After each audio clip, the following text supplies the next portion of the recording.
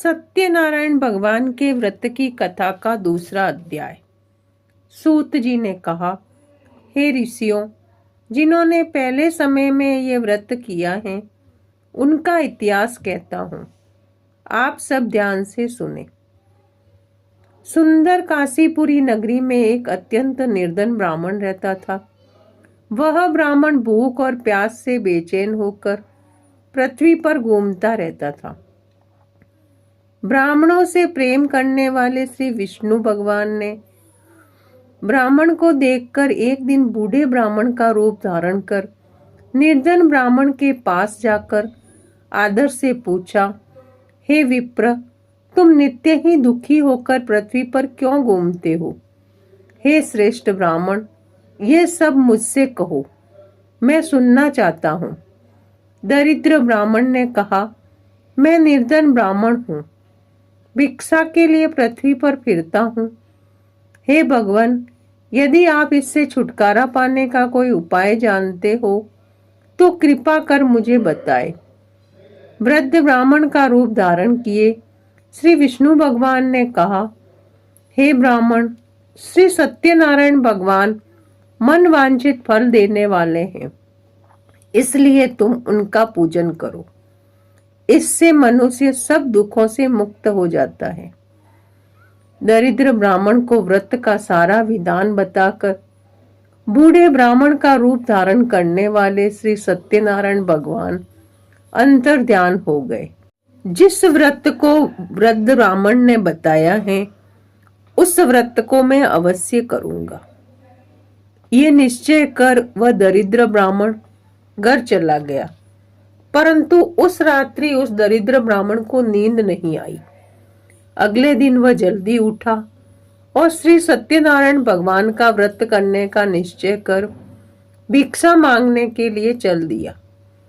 उस दिन उसको भिक्षा में बहुत धन मिला, जिससे उसने पूजा का सामान खरीदा और घर आकर अपने बंधु बांधवों के साथ भगवान श्री सत्यनारायण का व्रत किया। इसके करने से वह दरिद्र ब्राह्मण सब दुखों से छूटकर अनेक प्रकार की संपत्तियों से युक्त हो गया। तभी से वह विप्र हर मास व्रत करने लगा। इसी प्रकार सत्यनारायण भगवान के व्रत को जो शास्त्र विधि के अनुसार करेगा वह सब पापों से छूटकर मोक्ष को प्राप्त होगा।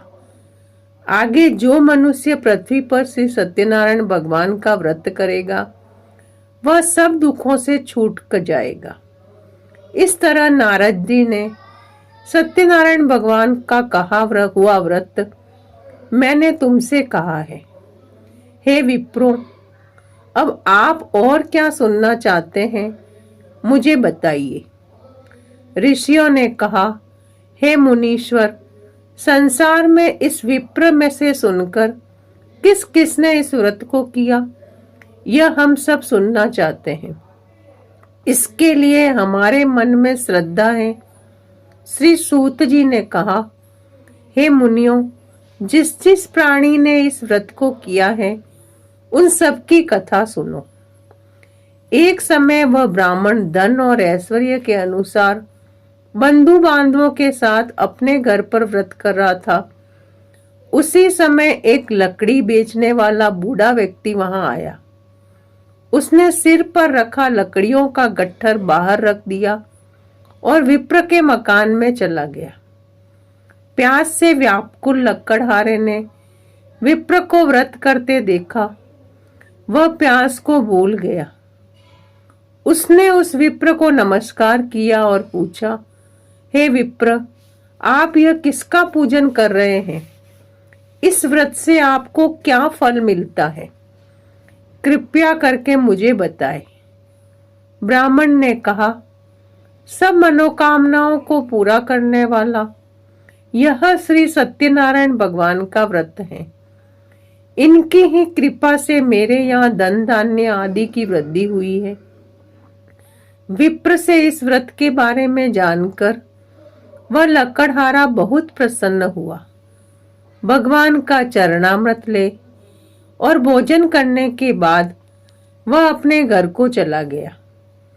अगले दिन लकड़हारा ने अपने मन में संकल्प किया कि आज ग्राम में लकड़ी बेचने से जो धन मिलेगा उसी से भगवान सत्यनारायण का उत्तम व्रत करूंगा। मन में ऐसा विचार कर वह लकड़हारा लकड़ियों का गट्ठर अपने सिर पर रखकर जिस नगर में धनवान लोग रहते थे वहां गया। उस दिन उसे उन लकड़ियों के चौगुने दाम मिले। वह बूढ़ा लकड़हारा अति प्रसन्न होकर पके केले, शक्कर, शहद, घी, दुग्ध, दही और गेहूं का चूर्ण आदि श्री सत्यनारायण भगवान के व्रत की सभी सामग्री लेकर अपने घर आ गया। फिर उसने अपने बंधु बांधवों को बुलाकर विधि विधान के साथ भगवान का पूजन और व्रत किया।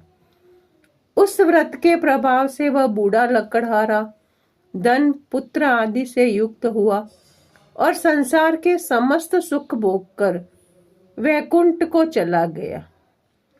राधे राधे।